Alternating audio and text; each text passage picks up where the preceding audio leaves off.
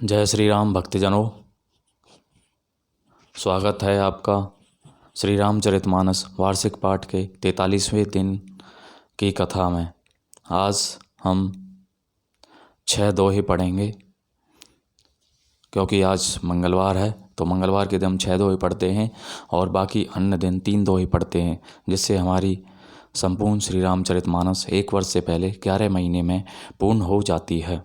तो जिन भक्तजनों पे समय की कमी रहती है वे प्रतिदिन 3 दोहे पढ़कर अपना जीवन सफल बना सकते हैं, प्रभु श्री रामचंद्र की कृपा पा सकते हैं। श्री रामचंद्र का पाठ करने से पहले हम सभी देव देवताओं का आह्वान करते हैं कि वे भी हमारी श्री रामचरितमानस में सम्मिलित हों और हमें अपना आशीर्वाद प्रदान करें। तो बोलो जय श्यावर रामचंद्र की जय। जय शिव शंकर, जय भोलेनाथ, जिन्होंने श्री राम नाम की सर्वप्रथम रचना की, इस संसार जगत को राम नाम प्रदान किया। जय श्री महर्षि वाल्मीकि जी की, जय श्री तुलसीदास जी की, जय बजरंगबली की, भरत जी, जय श्री लक्ष्मण जी, शत्रुघ्न जी और सभी देव देवता हमारी श्री रामचरितमानस में सम्मिलित हों और हमें अपना आशीर्वाद प्रदान करें। बोलो जय श्यावर रामचंद्र की जय। मनु शतरूपा तप एवं वरदान।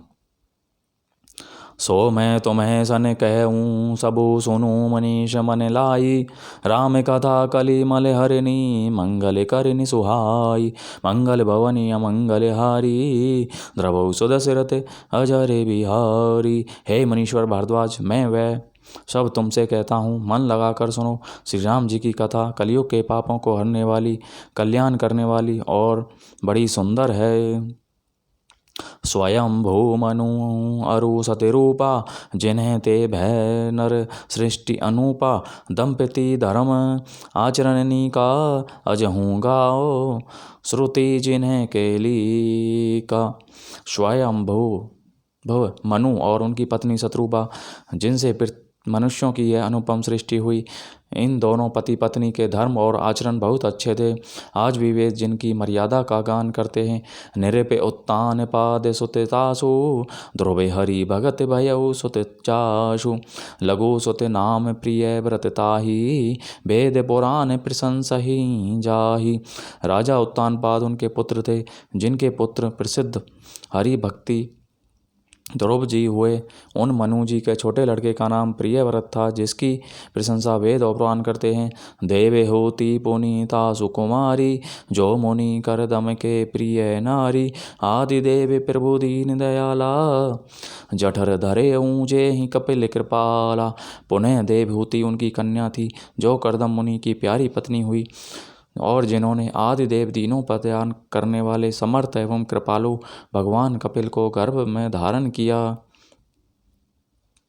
सांख्य शास्त्र जिन्हें प्रगट बखाना, तत्व विचार निपुण भगवाना, ते ही मनु राज कीने बहु काला, प्रभु आए सुषभ विधि प्रतिपाला। तत्वों का विचार करने में अत्यंत निपुण जिन कपिल भगवान ने सांख्य शास्त्र का प्रकट रूप में वर्णन किया, उन स्वयंभुव मनु जी ने बहुत समय तक राज्य किया और सब प्रकार से भगवान की आज्ञा रूप शास्त्रों की मर्यादा का पालन किया।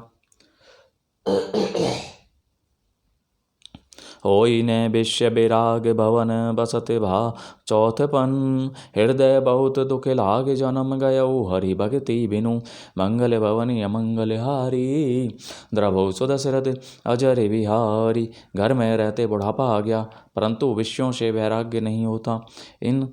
इस बात को सोचकर उनके मन में बड़ा दुख हुआ कि श्री हरि की भक्ति बिना जन्म यों ही चला गया।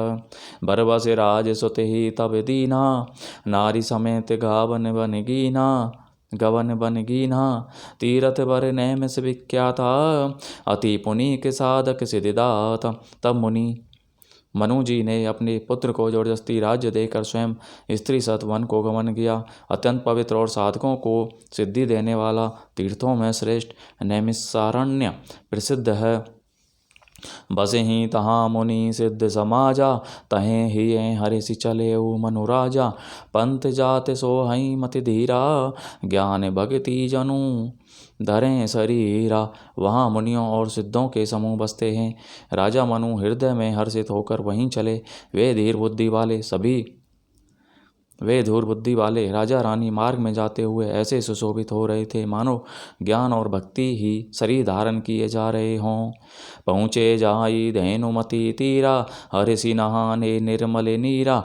आए मिलन सिद्ध मुनि ज्ञानी, धर्म धुरंधर नृपरसी जानी। चलते चलते वह गोमती के किनारे जा पहुँचे।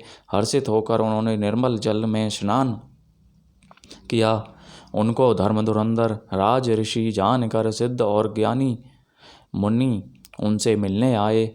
जहें तहें तीरथ रहे सुहाए, मुनि ने सकल सादर करवाए। कृष शरीर मुनि पट परिधाना, सत्य समाज नित सुनि पुराना।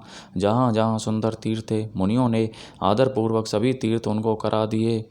उनका शरीर दुर्लभ हो गया था। वे मुनियों से वल्कल वस्त्र धारण करते थे और संतों के समाज में नित्य पुराण सुनते थे। द्वादश अक्षर मंत्र पुनि जपे ही सहित अनुराग, वासुदेव पद पंकरहु दंपति मन अति लाग। मंगल भवनीय मंगल हारी, द्रवौ सुध सिरत अजरे बिहारी। और द्वादश अक्षर मंत्र ओम नमो भगवते वासुदेवाय का प्रेम सहित जप करते थे। भगवान वासुदेव के चरण कमलों में उन राजा रानी का मन बहुत ही लग गया। करे ही आहार साक फल कंदा, सुमेरहि ब्रह्म सचिदानंद पुनि। हरि हेतु करन तप लागे, बारी आधार मूल फल त्यागे। वे साग फल और कंद का आहार करते थे और सच्चिदानंद ब्रह्म का सिमरन करते थे। फिर श्री हरि के लिए तप करने लगे और मूल फल को त्याग कर केवल जल के आधार पर रहने लगे। और अभिलाष निरंतर होई, देखिए नयन परम प्रभु सोई। अगुण अखंड आनंद अनादि, जे ही चिंत ही परमार्थ वादी। हृदय में निरंतर यही अभिलाषा हुआ करती कि हम कैसे उन परम प्रभु को आँखों से देखें जो निर्गुण अखंड अनंत और अनादि हैं और परमार्थवादी ब्रह्मज्ञानी तत्ववेता लोग जिनका चिंतन किया करते हैं। नेति नेति जे ही वेद निरूपा, निजानंद निरूपादि अनूपा। शंभु बेरंची विष्णु भगवाना, उपजहीं जासु अंश ते नाना। जिन्हें वेद नेति नेति यह भी नहीं कहकर निरूपण करते हैं, जो आनंद स्वरूप उपाधि रहित और अनुपम हैं, एवं जिनके अंश से अनेकों शिव ब्रह्मा और विष्णु भगवान प्रकट होते हैं।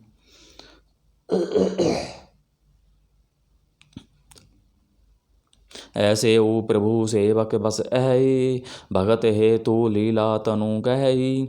जो ये वचन सत्य श्रुति भाषा, तो हमारे पूजी अभिलाषा। ऐसे महान प्रभु श्री सेवक के वश में हैं और भक्तों के लिए दिव्य लीला विग्रह करते हैं। यदि वेदों में यह वचन सत्य का है तो हमारी अभिलाषा भी अवश्य पूरी होगी। एहि विधि बीते बरस 60 सहस बारी आहार, संबत सप्त सहस्त्र पुनि रहे समीर आधार। मंगल भवनी अमंगल हारी, द्रवौ सुध सिरत अजरे बिहारी। इस प्रकार जल का आहार करके तप करते 6000 वर्ष बीत गए। फिर 7000 वर्ष वे वायु के आधार पर रहे। बरस सहस 10 त्यागे सोई, ठाढ़े रहे एक पद दो। विधि हरि हर तप देखी अपारा, मनु समीप आए बहुबारा। 10,000 वर्ष तक उन्होंने वायु का आधार भी छोड़ दिया। दोनों एक पैर से खड़े रहे। उनका अपार तप देखकर ब्रह्मा विष्णु और शिव जी कई बार मनु जी के पास आए। मांगहु बर बहु भांति लोवाए, परम धीर नहीं चलहि चलाए। अस्थि मात्र हो ही रहे शरीरा, तदपि मनागे मन ही नहीं पीरा। उन्होंने इन्हें अनेक प्रकार से ललचाया और कहा कि कुछ वर मांगो, पर ये परम धैर्यवान राजा रानी तब से किसी के डिगाए नहीं डिगे। यद्यपि उनका शरीर हड्डियों का ढांचा मात्र रह गया था, फिर भी उनके मन में जरा भी पीड़ा नहीं थी। प्रभु सर्वज्ञ दास निज जानी, गति अनन्य तापस निरपिरानी। मागो मागो बरु भय नभवानी, परम गंभीर कृपा मृत सानी। सर्वज्ञ प्रभु ने अनन्य गति आश्रय वाले तपस्वी राजा रानी को निज दास जाना। तब परम गंभीर और कृपा रूपी अमृत से सनी हुई यह आकाशवाणी हुई कि वर मांगो। मृतक जिया बनी गिरा सुहाई, सिर वन रंध्र होई उर तब जब आई। हिष्ट पुष्ट तन भय सुहाए, मान हूँ अभी भर वन ते आए। मुर्दे को भी जला देने वाली यह सुंदर वाणी कानों के छेदों से होकर जब हृदय में आई, तब राजा रानी के शरीर ऐसे सुंदर और हष्ट पुष्ट हो गए मानो अभी घर से आए हैं। सिरवन सुधा समय वचन सुनी, पुलक प्रफुल्लित गाद। बोले मनु करी दंडवत प्रेम ने हृदय समात। मंगल भवन अमंगल हारी, द्रवौ सुदशरथ अजरि बिहारी। कानों में अमृत के समान लगने वाले वचन सुनते ही उनका शरीर पुलकित और प्रफुल्लित हो गया। तब मनुजी दंडवत करके बोले, प्रेम हृदय में समाता नहीं था। सुनु सेवक सुर तरु सुर धेनु, विधि हरि हर बंदत पद रेनु। सेवत सुलभ सकल सुखदायक, पिरनत पाल से चराचर नायक। हे प्रभु सुनिए, आप सेवकों के लिए कल्प वृक्ष और कामधेनु हैं। आपकी चरण रज की ब्रह्मा विष्णु और शिव जी भी वंदना करते हैं। आप सेवा करने में सुलभ हैं तथा सब सुखों के देने वाले हैं। आप शरणागत के रक्षक और जड़ चेतन के स्वामी हैं। जो अनाथ हित हम पर नेहु, तो प्रसन्न होई है बर देहु। सो सह रूप बस शिव मन माही, जेहि कारण मुनि जतन कराही। हे अनाथों का कल्याण करने वाले, यदि हम लोगों पर आपका स्नेह है तो प्रसन्न होकर यह वर दीजिए कि आपका जो स्वरूप शिवजी के मन में बसता है और जिस की प्राप्ति के लिए मुनि लोग यत्न करते हैं, जो भुसुंडी मन मानस हंसा, सगुन अगुन जे ही निगम प्रशंसा। देख ही हम सो रूप भरी लोचन, कृपा करहु प्रनत आरती मोचन। जो का कुसुंडी के मन रूपी मान सरोवर में विहार करने वाला हंस है, सगुन और निर्गुण कहकर वे जिसकी प्रशंसा करते हैं। हे शरणागत के दुख मिटाने वाले प्रभु, ऐसी कृपा कीजिए कि हम उसी रूप को नेत्र भर कर देखें। दंपति बचन परम प्रिय लागे, मृदुल विनीत प्रेम रस पागे। भगत बच्छल प्रभु कृपा निधाना, विश्ववास प्रगटे भगवाना। राजा रानी के कोमल विनय युक्त और प्रेम रस में पगे हुए वचन भगवान को बहुत ही प्रिय लगे। भक्त वत्सल कृपा निधान संपूर्ण विश्व के निवास स्थान या समस्त विश्व में व्यापक सर्व समर्थ भगवान प्रकट हो गए। नील सरोरु नील मणि नील नीरधर श्याम, लाजे ही तन शोभा निरकी, कोटि कोटि सत्य काम। मंगल भवन अमंगल हारी, द्रवौ सुदशरथ अजरि बिहारी। भगवान के नीले कमल, नीलमणि और नीले जल युक्त मेघ के समान कोमल प्रकाशमय और सरस श्याम वर्ण चिन्मय शरीर की शोभा देखकर करोड़ों कामदेव भी लजा जाते हैं। शरद मयंक बदन छवि सीवा, चारु कपोल चिबुक उदर ग्रीवा। अधर अरुण रद सुंदर नाशा, भेदो कर निकर भी निंदक हाशा। उनका मुख शरद पूर्णिमा के चंद्रमा के समान छवि की सीमा स्वरूप था। गाल और ठोड़ी बहुत सुंदर थे। गला शंख के समान त्रि रेखा युक्त चढ़ाव उतार वाला था। लाल होंठ, दांत और नाक अत्यंत सुंदर थे। हसीन चंद्रमा की किरणों को नीचा दिखाने वाली थी। नव अम्बुज अम्बक छबिनी की, चितवनी ललित भावंती जी की। भ्रू कुटी मनोज चाप छवि हारी, तिलक ललाट पटल दुतिकारी। नेत्रों की छवि नए खिले हुए कमल के समान बड़ी सुंदर थी। मनोहर चितवन जी को बहुत प्यारी लगती थी। टेढ़ी भौहें कामदेव के धनुष की शोभा को हरने वाली थीं। ललाट पटल पर प्रकाशमय तिलक था।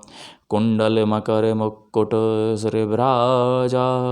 कुटिल केश जनु मधुप समाजा। उर श्रीवत्स रुचिर वनमाला। पदिक हार भूषण मणिजाला। कानों में मकर आकृत मछली के आकार के कुंडल और सिर पर मुकुट सुशोभित था। टेढ़े घुंघराले काले बाल ऐसे सघन थे मानो भौरों के झुंड हों। हृदय पर श्रीवत्स सुंदर वनमाला, रत्न जड़ित हार और मणियों के आभूषण सुशोभित थे। के हरि कंधर चारु जनेऊ। बाहु विभूषण सुंदर तेऊ। करी कर सरिस सुभग भुज दंडा। कटी निशंग कर सर को दंडा।